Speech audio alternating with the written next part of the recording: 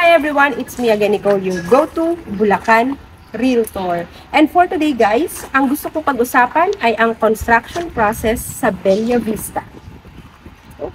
So guys, I decided to make a quick content about construction process kay Bella Vista. Kasi di ba ang Bella Vista 1 nakikita nyo naman na sold out na. Bella Vista 2, fast selling project. So paano nga ba ang construction process dito? Kasi nga Dolmar Land is buy and build.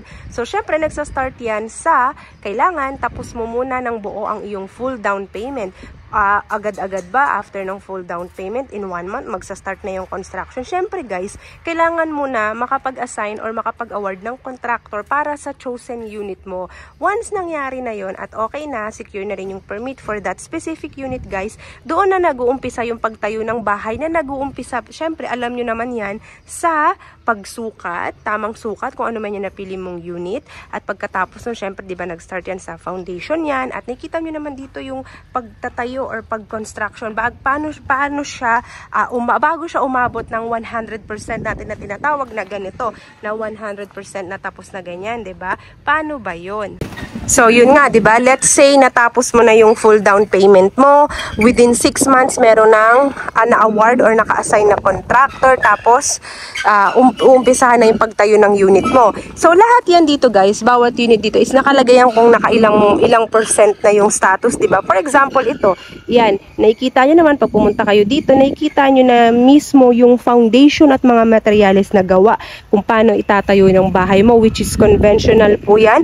Yan po yung ating standard, hindi po yan precast. Mas maigi po yung ganyan na talagang mano-mano per hollow blocks po yung ating pagtatayo at yung tibay ng mga bakal na ginagamit sa foundation na pasok sa standard na pang 2-story single attached, 'di ba? Kasi naman lahat naman yan guys, ano naman yan is meron yung mga approval at mga standards na sinusunod, 'di ba guys? So sinusunod po yan ni developer. At yan guys, ito pagkatapos niyan, for example, yan ano ba yan, ilang percent na yan sa palagay nyo? 25%, o 'di ba? 25% tapos hanggang sa siya ay maging 100% na tapos na or finish na yung construction. Bakit ko pinapakita to si phase 1? Kasi guys, ang phase 1, ang phase 2 is pareho lang naman. Ang ibig sabihin nun, same lang naman yung model unit Pareho lang yung Betina, Beatrice, yung pagpipilian, di ba? Ang phase 2 po, nag-uumpisa na po yung land development doon, yung pagpatag doon.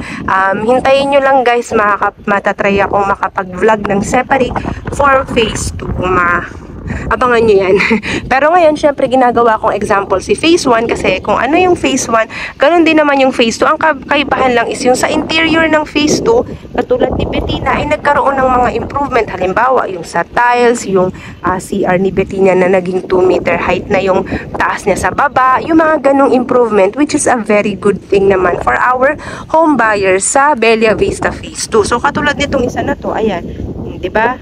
Ilan yan? Parang naka 15% na yan, diba? 15% kasi first floor pa lang kalahati. Ayan, kitang-kita nyo yung mga sukat at klase ng materials na ginagamit. Kaya yung mga kumukuha rito na may background sa civil engineering or sa construction, yung mga ganyan, diba guys? Pinagkakatiwalaan nila ang gawa ng Dolmar Land. So, yun yung dapat nyong tandaan at assurance na pwede nyong makuha.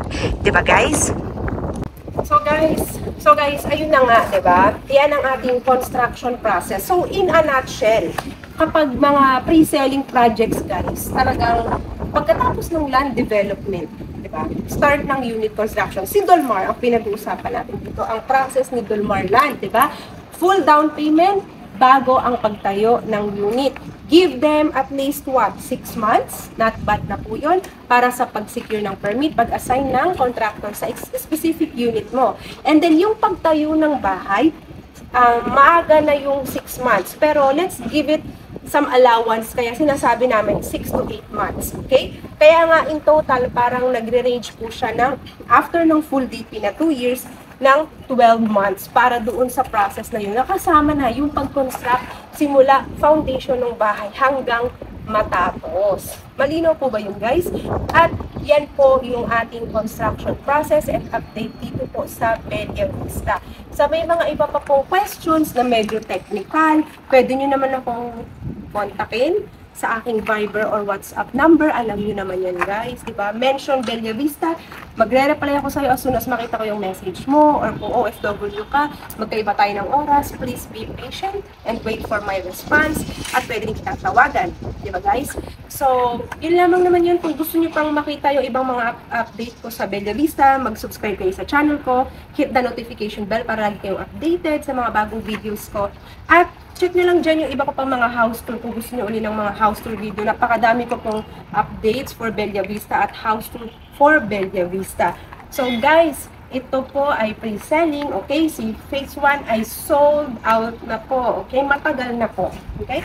At tayo ay nasa phase 2 na at magkakaroon po tayo ng malaking price increase sa darating na katapusan ng February. Kaya 1st March, effective na po yun.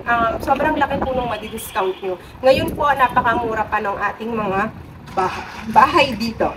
Pero, after 1st March, mag-start na po yung price increase natin. Magkakaroon ng bagong competition. Kaya abangan nyo uli yung bagong vlog sa pag-update ng bagong competition kapag tayo po ay nag-price increase na. Pero kung ikaw gusto mo pang makahabol, kontakin mo na kaagad ako dyan sa aking Viber WhatsApp. Again, 0917-114-2422. Okay? Don't forget to hit like and subscribe to my YouTube channel. I hope to see you all soon. Thank you!